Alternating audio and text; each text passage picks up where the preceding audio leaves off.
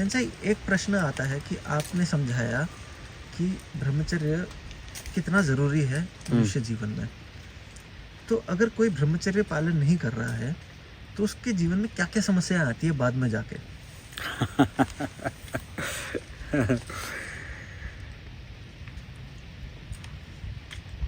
अगर ये पूरा रहस्य खोल दिया तो बच्चे लोग आपस में कहते हुए मिलेंगे कि हाँ भाई देख तू पालन नहीं कर रहा है, क्योंकि लक्षण प्रकट हो जाएंगे। लेकिन खोल देता हूँ।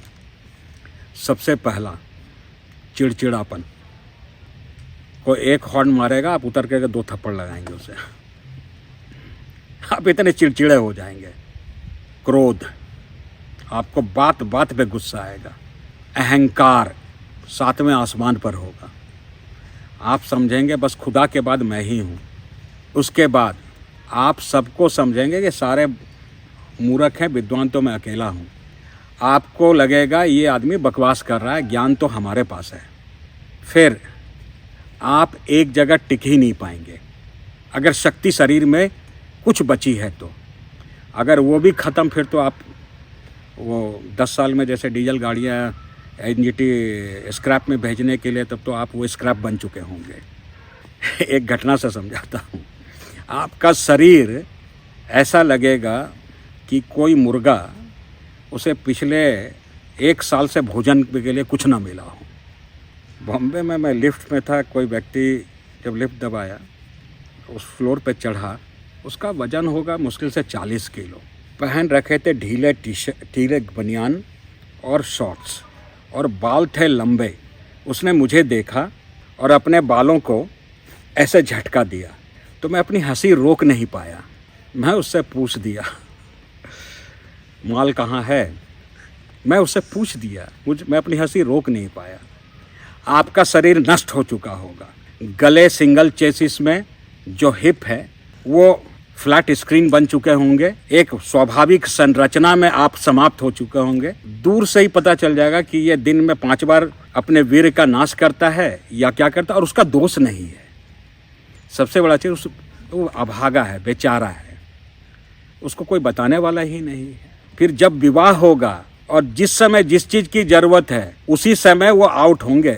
फिर वह अगले चरण में चांदनी चौक में जितने दवा खाने हैं, नामर्द एक बार मिल तो लें, उन इश्तेहारों का वो ढूंढता रहेगा और लाइन लगी पीढ़ी। वो सब बेचारे सबसे ज़्यादा परेशान रहेंगे। और एक परेशानी जो कोई नहीं समझ रहा है, वह है मेंटल हेल्थ इशू।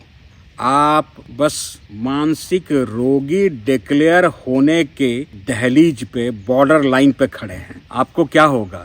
हमेशा हाइपर टेंशन, इधर गोली उधर गोली, इस तरह से किसी तरह से ठोक पीट के गाड़ी चल रही है, जी नहीं पाएंगे आप कहते हैं मैं बहुत टेंशन में हूँ, मुझे बहुत हंसी आती है जब कोई कहता मैं बहुत तनाव में, बहुत टेंशन में हूँ। टेंशन को अगर मैथमेटिकली कहेंगे तो प्रतिभा का अभाव, क्षमताओं की कमी। आप में क्षमता कम है, क्षमता से ज़्यादा कार्य मिल गया आपको तो आप टेंशन में आ गए। घर में माताएं हैं, 1 कप चाय बना सकती हैं, 4 आदमी आ गए तो वो टेंशन में आ गए क्योंकि क्षमता से बाहर हो गया। पुरुष है, 2 को देखते अरे वो कैसे होगा, आप अपनी रोटी छुपाने लगेंगे। प्रतिभा का अभाव है, क्षमताओं का अभाव है। और तमाम मानसिक रोग की शुरुआत का यह एक प्रमुख कारण है। और जो झटके से चेंज हो जाता है और फिर नीचे चीज़ें रुक जाती हैं, वह भी इसी का दुष्परिणाम है। शुरुआत यहीं से। जो एनर्जी चैनल बिगड़ते हैं, एनर्जी चैनल बिगड़े, और जो हमारे अंदर 108 नाड़ियां हैं जो प्रमुख रूप से हमारे जीवन का संचालन कर रही हैं, और उसी में मर्म है, जो मर्म स्थान कहते हैं, उसको हल्का सा छू दिया व्यक्ति मर जाएगा, क्योंकि प्राण वहाँ निवेश करते, प्राण वहाँ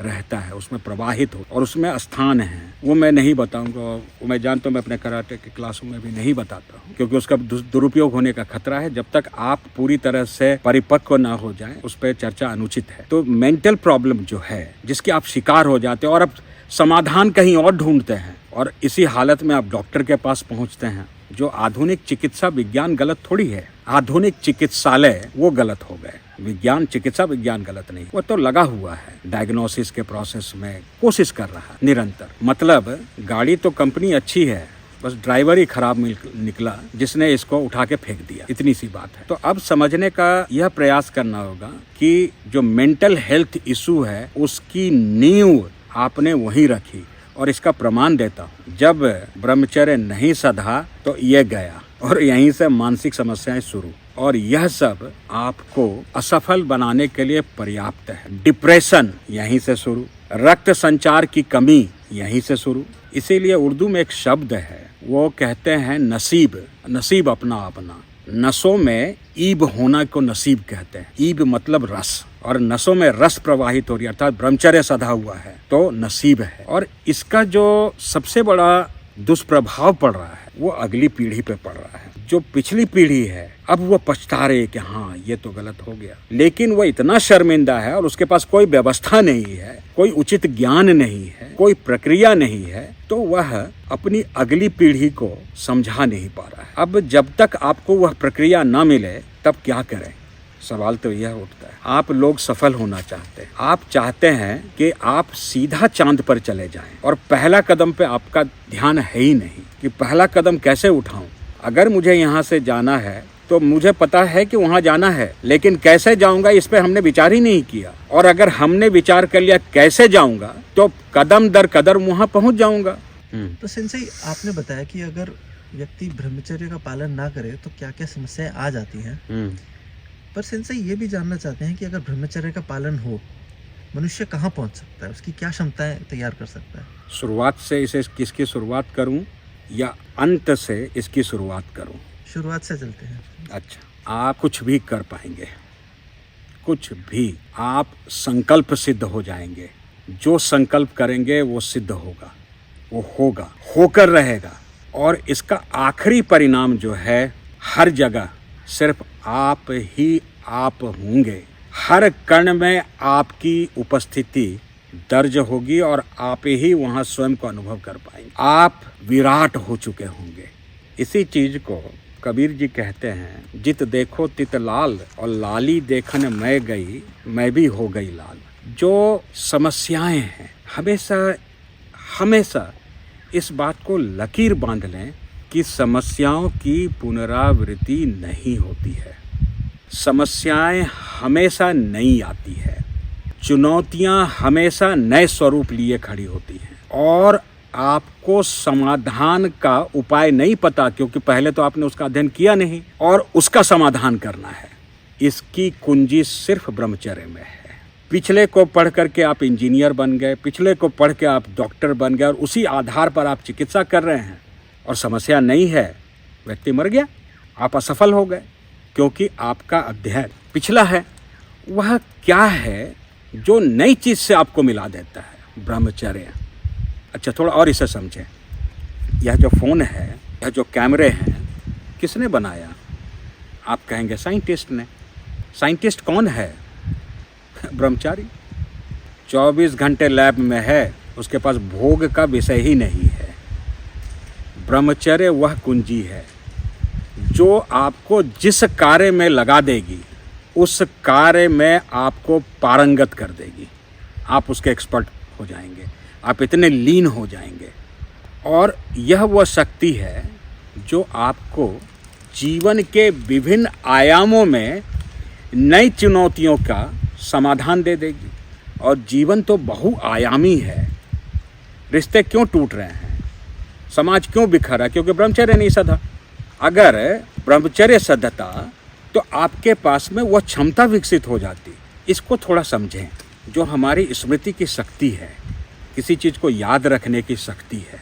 आप अलग अलग कोर्स करते हैं सफल होने के लिए, ट्यूशन्स में जाते हैं सफल होने के लिए। ये हमारी शिक्षा तंत्र पे बहुत बड़ा तमाचा है। प्राइवेट ट्यूशन्स बहुत बड़ा तमाचा है। क्यों? आपने जो पढ़ा वो आपको याद ही नहीं, जो आपको दिया गया आपके दिमाग में घुसा ही नहीं।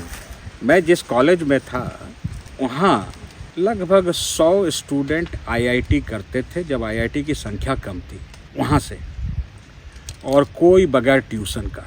तो आप समझेंगे कि टीचर अच्छा है। टीचर तो अच्छे थे ही, लेकिन उन्होंने दिया।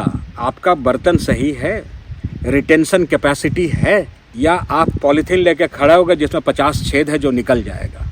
ग्रहण करने की क्षमता आपकी जो विकसित होती है, सबसे बड़ा योगदान उसमें ब्रह्मचर्य का है, और वही आपके मस्तिष्क की क्षमता को बढ़ाती है, वही आपको बुद्ध बनाती है, वही आपके डॉर्मेंट कॉन्शसनेस को, जो सुप्त चेतना है, उसे जागृत कर देती है, और वही आपको स्वयं ईश्वर बना देती है। आप सोचिए, जो पिछला बीत गया उसको तो आप चेंज नहीं कर सकते, जो स्वरूप आपने पा लिया उसे परिवर्तित नहीं कर सकते, लेकिन आप भविष्य का निर्माण अपने वर्तमान के सुधार को कर सकते हैं। आप अपने